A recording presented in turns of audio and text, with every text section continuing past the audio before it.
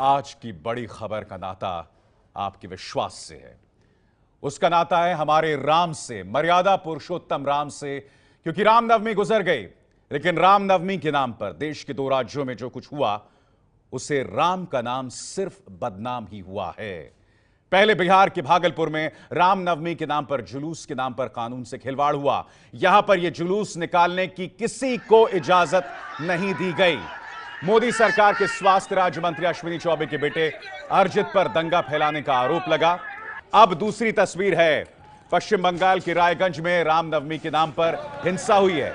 यहां पर भी सशस्त्र यात्रा निकालने की अनुमति नहीं थी, बावजूद इसके यात्रा निकाली गई और वहां पर भी दंगा हो गया। दोनों ही मामलों में माहौल खराब करने के आरोपियों पर कोई कार्रवाई नहीं हुई। बिहार में नीतीश पर आरोप लग रहा है कि उन्होंने आरोपी को शह दी, और बंगाल में ममता भी ऐसे ही आरोपों से घिर रही हैं।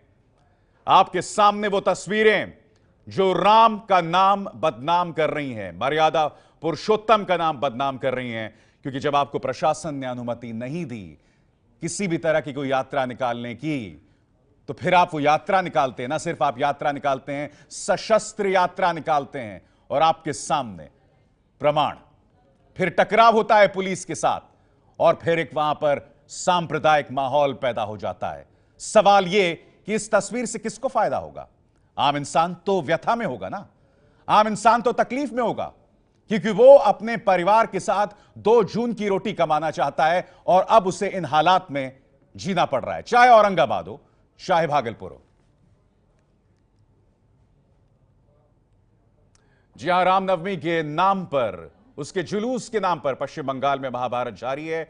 पश्चिम बंगाल में जारी हिंसा को लेकर राजनीति गर्मा गई है। बीजेपी और ममता सरकार हिंसा पर आमने सामने। केंद्रीय मंत्री बाबुल सुप्रियो के ताजा ट्वीट के बाद तनाव और बढ़ गया है। केंद्रीय मंत्री बाबुल सुप्रियो के संसदीय क्षेत्र आसनसोल के रानीगंज में रामनवमी जुलूस को लेकर 2 गुटों में हिंसा भड़क उठी थी, जिसमें कल एक शख्स की मौत हो गई। माहौल को संभालने गई पुलिस पर भी हमला हो गया।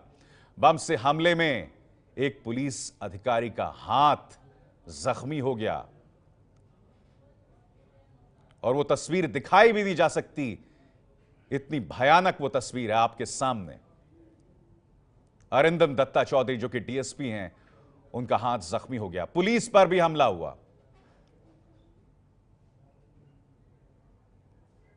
और अहम सवाल यहां पर यही कि आखिर राम के नाम को कौन बदनाम कर रहा है? जब प्रशासन अनुमति नहीं देती यात्राओं की, और खासकर जब आप सशस्त्र यात्रा पर निकलते हैं, यानी हथियारों के साथ, तलवारों के साथ, तो जिम्मेदारी किसी को तो उठानी पड़ेगी ना, किसी को तो उठानी पड़ेगी।